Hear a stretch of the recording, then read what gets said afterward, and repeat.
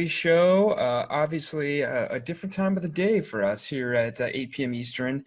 Want to go live with the ICE community and share some stuff we're doing on our end to bring you up to date about what's going on with some kind of rapid changes to telehealth.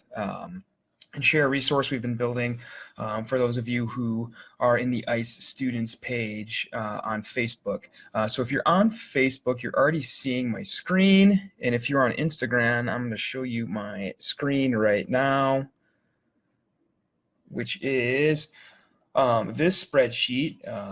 What we've done, what I've done over the past, 14 hours or so, is go state by state by payer. So Aetna, Cigna, Blue Cross Blue Shield, Humana, Medicaid, Medicare, Molina, some local payers in some local areas that are regional to maybe just a single state, Providence, Vantage, some stuff people have sent me, and then TRICARE and United. So I've gone payer by payer, also state by state, and figured out what are the changes in telehealth. If you're on the ICE students page, you have access to the spreadsheet. So if you haven't checked it yet today, go over to the ICE students page and check it out.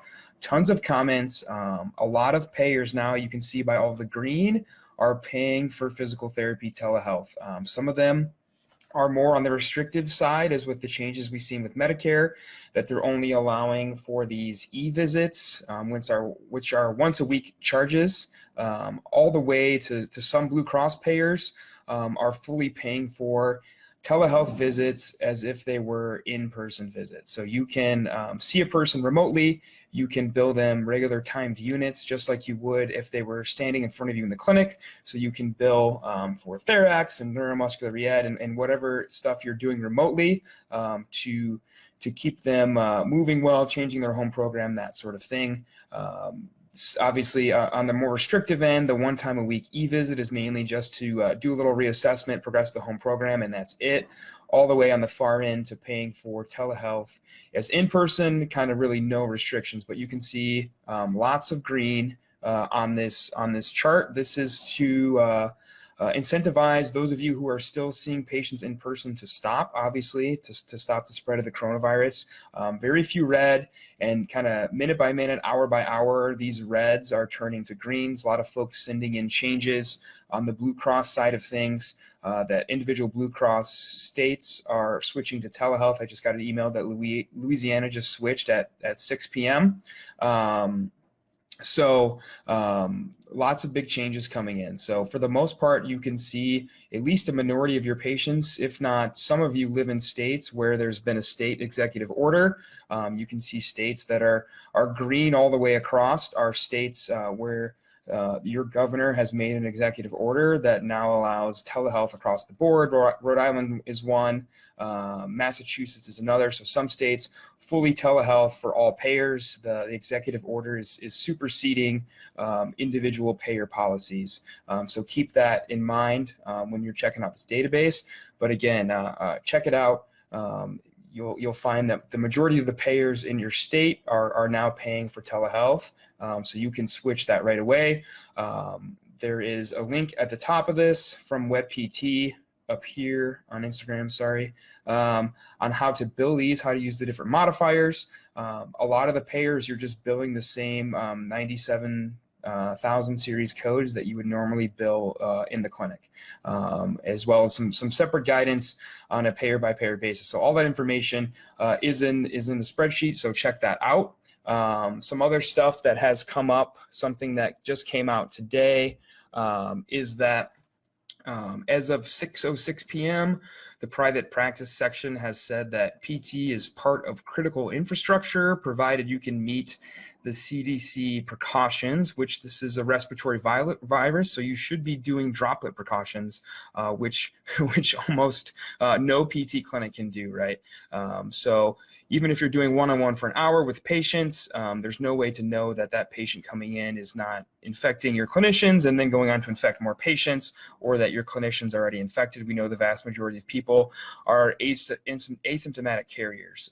So if you can glove up, gown up, respirator up, then keep seeing those people. But again, for the most part, depending on your state, you can see some the majority or all of your patients telehealth and get paid relatively the same. And that's to incentivize you to switch to telehealth as soon as possible.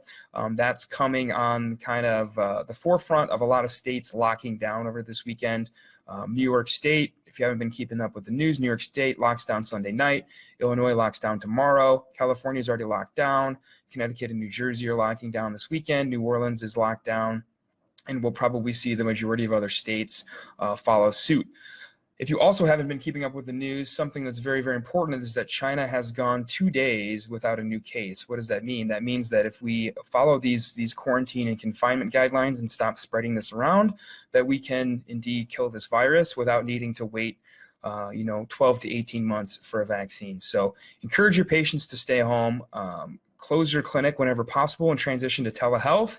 With some of these changes, you don't really need any additional technology. The Department of Health and Human Services issued kind of an exclusion saying, given the circumstances, they will forgive if you don't use HIPAA compliant platforms.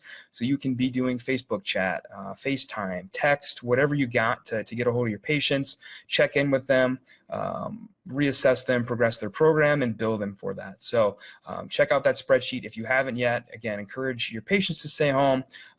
If at all possible, reduce the amount of clinicians you have in the clinic. Maybe you're just seeing post-op patients one-on-one, and everybody else is switching to telehealth.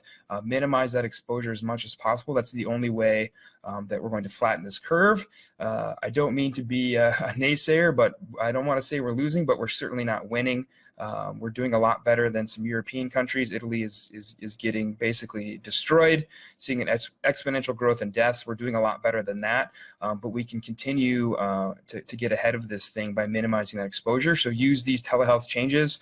Some of these are coming in, again, by the hour as different payers switch their policies, as different state governments issue executive orders. So keep on top of that spreadsheet. Keep in touch with your local payers. If you have local regional payers that are not on a national level, just call them, message them. That's what I've been doing all day long is calling and messaging them and getting that information. So if you have local payers, call them as well. They're probably going to authorize payment, especially if you live in a state where they're mandated to already. So keep on touch of all that stuff and make sure that you're switching to telehealth whenever possible. We'll continue to update that spreadsheet. Sorry, there's a cat meowing, a dog barking, have a lot of living creatures in a small space here. I'm sure you all can relate. So switch whenever possible. A lot of that stuff, if you're using an EMR, it's really no change at all to your billing. It's a pretty easy switch. So keep in touch here with us at ICE. We'll keep you abreast of this as much as we can. Make sure you're keeping in touch with Rob Vining and everything he's doing to provide you with telehealth resources as well. And we'll keep you all updated as much as possible.